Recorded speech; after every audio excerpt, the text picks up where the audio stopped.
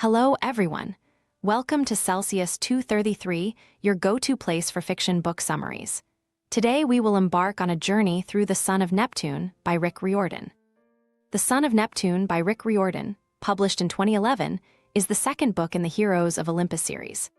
It follows Percy Jackson, who wakes up with amnesia and finds himself in a Roman camp for demigods called Camp Jupiter.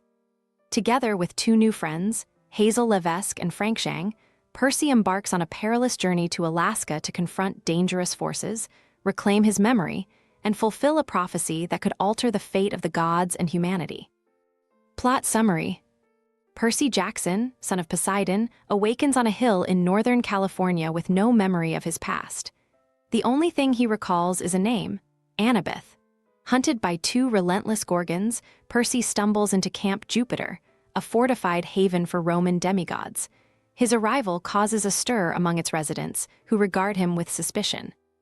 Despite his confusion, Percy senses a strange familiarity with the place, though its rigid structure and Roman traditions differ greatly from what his instincts tell him he once knew. Raina, the camp's praetor, interrogates Percy and learns of his journey south, guided by a cryptic prophecy and a wolf named Lupa. The goddess Juno, Hera in Greek mythology, soon intervenes, revealing Percy's true identity as a son of Neptune. She declares that Percy is vital to a looming battle, though she warns that he must let go of the invincibility granted by his past connection to the river Styx. Percy is bewildered, but before he can grasp the full implications, Juno disappears, leaving the camp in disarray. Percy is assigned to the 5th cohort, a unit with a history of failure and misfits. Here, he meets Hazel, Levesque, and Zhang, two young demigods with troubled pasts. Hazel, a daughter of Pluto, harbors a dark secret about her death decades earlier and her mysterious resurrection. Frank, a son of Mars, struggles with self-doubt, feeling overshadowed by the greatness expected of him. The trio quickly forms an alliance as Percy's connection to the sea and his natural leadership begin to emerge. Camp Jupiter is on edge. Octavian, the camp's augur, interprets the auguries as a warning that a dire prophecy is at hand. The camp is in danger from an ancient and powerful foe, Gaia, the primordial goddess of the earth, who seeks to overthrow the gods by awakening her giant children. One of her strongest, Alcyoneus, has risen in Alaska, a land beyond the reach of the gods, and is amassing an army to attack Camp Jupiter during the Feast of Fortuna. To prevent this disaster, Hazel, Frank, and Percy are sent on a quest to Alaska to free Thanatos, the god of death, whose capture has destabilized the natural order and allowed monsters to reform faster than they can be defeated. The trio embarks on their journey, facing peril at every turn. Guided by Hazel's instincts and Frank's tactical ingenuity, they navigate through dangerous terrain and confront monstrous foes. Along the way, Percy's memories slowly begin to surface in fragments. He recalls the warmth of Annabeth's presence and a distant sense of belonging to another camp, another life. Hazel reveals her own secret. She was born in the 1940s and sacrificed herself to stop Alcyoneus from rising.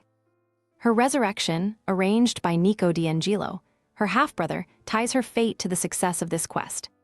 Frank, meanwhile, reveals his own burden, a family curse that ties his life to a single piece of wood. If it burns, he will perish. Despite his fears, Frank begins to find his strength, uncovering an innate ability to shapeshift, a gift from his mother. His courage and Hazel's unwavering resolve inspire Percy to trust his new friends completely. Their journey takes them to Seattle, where they encounter Phineas, a blind seer allied with Gaia.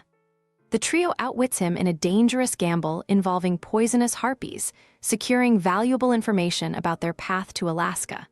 Their bond deepens as they realize their shared determination to protect the camp and the mortal world, no matter the cost. In Alaska, the trio reaches the land of endless ice, where Alcyoneus reigns supreme. They locate Thanatos, who is chained and guarded by the giant's forces. The god of death reveals that he can only be freed if the chains binding him are melted with fire, a nearly impossible task in the frozen tundra. As they prepare for the final confrontation, Frank takes a pivotal role. Using his newfound abilities, he courageously faces the army of undead warriors while Percy and Hazel free Thanatos. Hazel demonstrates her mastery over the earth, summoning precious metals and gems to weaken Alcyoneus, who can only be defeated on Roman soil.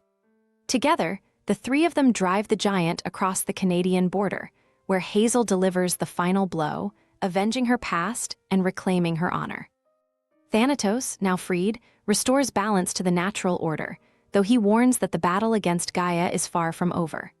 Weakened but victorious, the trio makes their way back to Camp Jupiter, where the Feast of Fortuna is underway. The camp has come under attack from a massive enemy force led by Polybotes, another of Gaia's giants. Percy leads the defense, rallying the legion and showcasing his formidable powers over water. In a climactic battle, he defeats Polybotes by using his wits and the strength of his allies, securing Camp Jupiter's survival. In the aftermath, Percy is hailed as a hero and is offered the position of praetor alongside Reyna. Though he accepts the honor, he remains uncertain about his place in this new world. His memories of Annabeth and Camp Half-Blood linger like shadows on the edge of his consciousness, pulling him toward an uncertain future. As the camp celebrates, Percy realizes that the real war is only beginning, and the bonds he has forged with Hazel and Frank will be vital in the battles to come. That's a wrap for today, but there's more to explore in Heroes of Olympus series by Rick Riordan. Check the description or Celsius 233 to keep the adventure going.